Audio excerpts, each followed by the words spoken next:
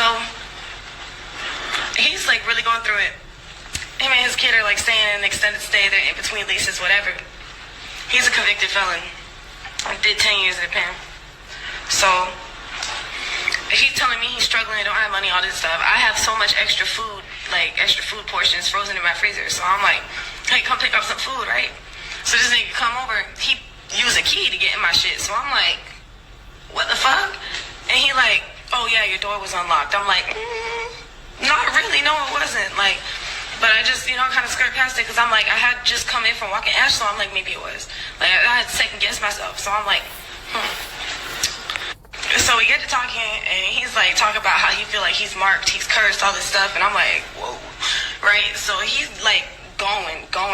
He's like, all this stuff is happening to him with his insurance. He was in a car accident in December. They not trying to pay for shit. It's like all this stuff like going on with him. He trying to, I don't know what the fuck. Like literally at this point, I don't even know what was true out of his mouth.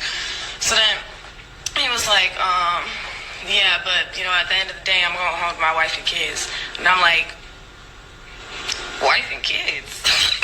Where did that come from? Mind y'all, we have been friends for like 5 months at this point, and he ain't never mentioned no wife and kids. He had mentioned the one kid. He had one kid from a past relationship. So I'm like, what the hell? And then I was like, why is that relevant to me though? Like, but I'm like, okay. So then I was like, oh, okay. And he was like, yeah, I know you fed. Go ahead, call the police on me. I know you working with them. Da da da da da. I'm like, so at this point, I know he tripping. I'm like, yeah, you need to go. And whatever key you just used to get in here, you need to leave that. And he was like, what? Man, you don't even know fuck wrong with you, bitch. I start going crazy, y'all. I'm talking about going crazy, right? He like, matter of fact, come to the dog park with me. I want to show you something. And then Ash started going crazy. Ash started like fucking snarling, growling, all that shit. So I'm like, no, I'm not going up to the dog park with you. I don't go nowhere dark and shit. He was like, yeah. He was like, I could really kill you right now if I wanted to. So I grabbed the leash, I grabbed Ashley, and I fucking sprinted out of my apartment. And I went over by the leasing office because there's no cameras on this property except by the leasing office, by the pool. So I went by the pool, and I was hiding, I was hiding behind a pillar for like 40 minutes before APD came, like. So yeah, basically I gave my, Yeah, it's always the maintenance, man. Shalom, first and foremost, giving all praise, glory, honor that's due to Yahweh Bashim, Yahweh Shai. Hashem Rachach B'dash, double honors to the elders and apostles of great millstone who rule well. Peace and blessings to the 144,000 and the hopeful elect. Shalom Barakatham. This is gonna be real quick. Yeah, you women better start getting a dog, man. All right, a trained guard dog. All right, the maintenance man. These niggas ain't got background checks. All right, just like he said, like I could kill you right now if I wanted to, and then that's true. Okay, now if he really wanted to get you, he could run your ass down. Okay. And this is why the scriptures tell you about order, okay? And we rebuke nations that have their women out of order, man. We don't go into a culture of women worship because y'all will do dumb shit like this, okay? Like getting an apartment in a bad neighborhood. Well, why don't you just have a man? Okay, you in there by yourself with a bunch of, men that can, anyone, a 15-year-old boy could just take your ass out with his bare hands, okay? You women are walking around at ease, like the scriptures say, okay? But there's going to come a day very, very soon where you're going to realize the error of your ways, and it's going to be too late, okay? You're not going to be under the covering of a man because right now you're proud because your covering is Esau, Edom, okay?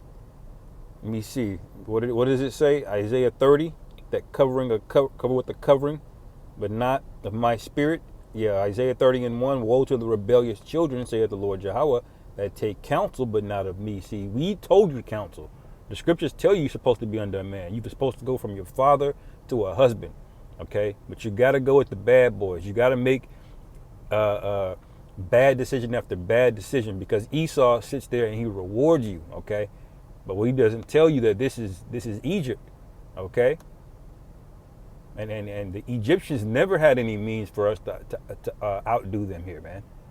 Just like back in the ancient time, the Egyptians said when we started breeding too much, they said take out the Hebrew boys. Okay, he said take them out.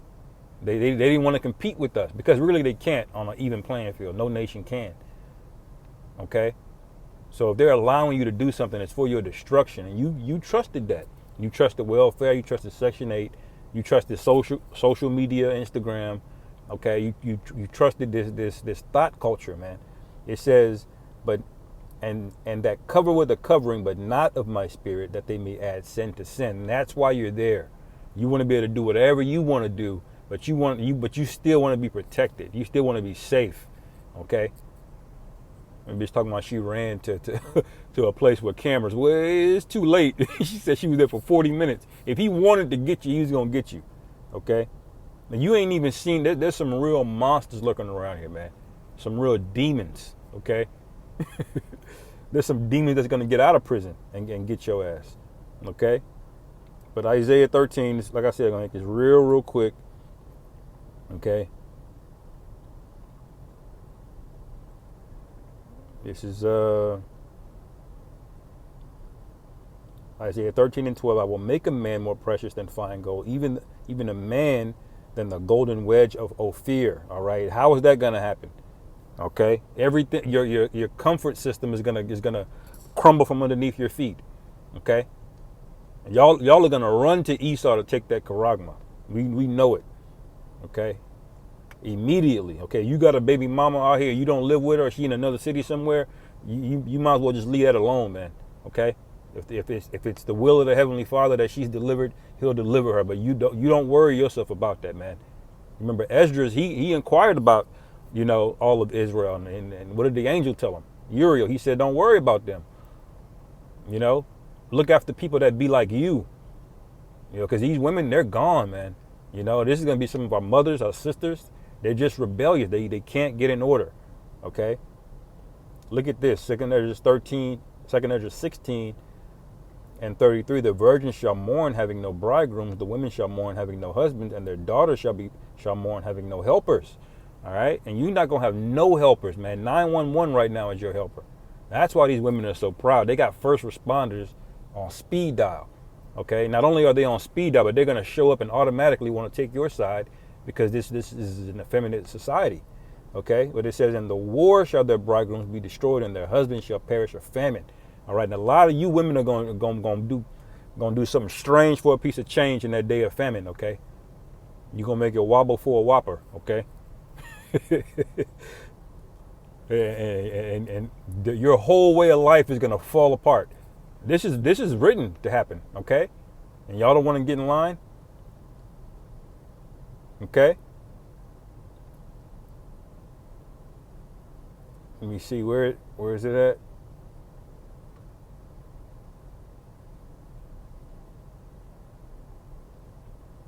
That's basically the main point. I could read on and on, but like I said, I'll make this short. Lord willing, this is edifying. On to the next. Shalom.